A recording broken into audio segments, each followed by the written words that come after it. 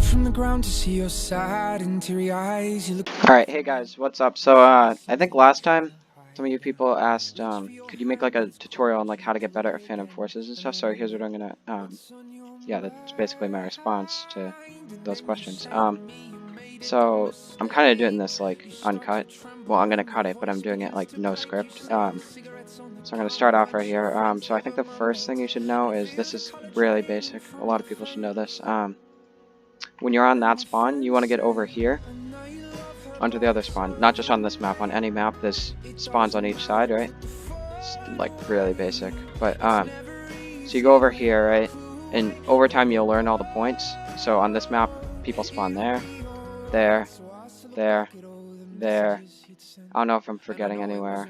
I think that's pretty much it. So if you find a spot like this that's like really good to stay in, you can like snipe people from like there and snipe.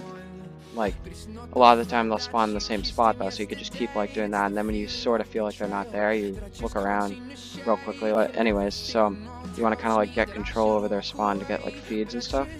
Another thing you want to do is when you're sniping, it's another really obvious tip, but you want to aim for the head all the time, as much as you can. If you aim for the body, I don't know, you better have a quick follow-up shot. Anyways, so you want to get all headshots. And another thing, a lot of people might not know this. If you're into playing CS:GO and stuff, I know I am. I'll flick all the time, and this happens in like every single game. And I'll take like really quick shots and stuff. So if I'm like looking down here or something, and I just try to flick that guy, that's kind of a good idea. But at the same time, people aren't using like crazy advanced movement systems unless you're in a clipping lobby. Like if you're in a clipper lobby. So you kind of want to pace your shots. Even most clippers don't move a crazy amount. Some of them will just stay up here like I am. So you want to pace your shots. You want to make sure you can hit them before you hit them. In a lot of like Tommy's clips, for example, you'll see they'll zoom in, right? And he'll sit there for like pretty much a second to aim it in. And that's not because his aim is bad. It's because he's trying to get an accurate shot into his target. Another thing you want to do, I'm kind of bad at this, but I know you want to do it. You want to prioritize. So if you have a teammate like right here, and there's an enemy there, and there's an enemy on this building right here, you'd want to prioritize and take out this guy, then take out this guy, and then take out that guy back there. Because if you leave this guy there and you go for like this guy, you'll kill that guy and it'll split your feed. That's another thing you want to get good with. So I'm going to start off with feeding, and I'm going to move into trick shotting and all that stuff. Another thing, this is really basic also. There's some movement system things that you should know when you're feeding if you want to get somewhere fast.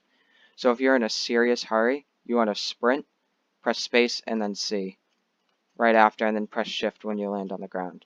And that gives you like a really quick boost. It's good for getting somewhere really fast. Another tactic you would want to do, I don't like doing this as much anymore because it doesn't get you anywhere fast, but it's good for avoiding shots. So like, let's say you're shooting at this guy, and you want to like move really fast, get out of the way and stuff, you would press shift and crouch and then shift. Shift, C, shift. Alright, so that blocks all the shots and stuff. Yeah, so that's a good way to like, I don't know, kind of like dodge bullets, but it's a lot better to do space C to move around and that stuff. So another thing is, when I get up here, more recently I've been just doing this, but in order to get to like a high spot like that, if you don't want to do that, you press shift and then you do space X, and that'll like launch you up pretty high, but you need to time it right. And then there's another thing, I'm really bad at this, it's a triple jump.